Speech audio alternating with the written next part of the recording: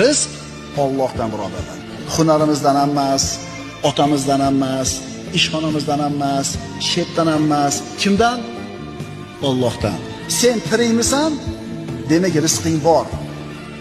Agar rizqing tugagan bo'lsa, o'lasan. Shuning uchun musulmon odam o'zini xor qilmaydi. Rizq topaman deb, shepga, oshnasiga, qo'shnisiga. Meni rizqim Allohning qo'lida. Seni ishxonangda ishlamasam, boshqa yerdan Alloh rizqini yetkazaveradi deydi. Agar iymoni komil bo'lsa, rizqini Allohdan yeyga.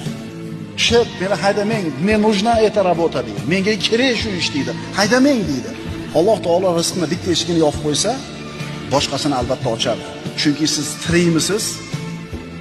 Robbis subhanahu va taolo sizni rizqingizni o'zini zimmasiga olgan. Xotirjam bo'ling, qo'rqmang, cho'chimang. Kursda o'ynashdan ham qo'rqmang, do'konlar buzilib ketadi desam qo'rqmang.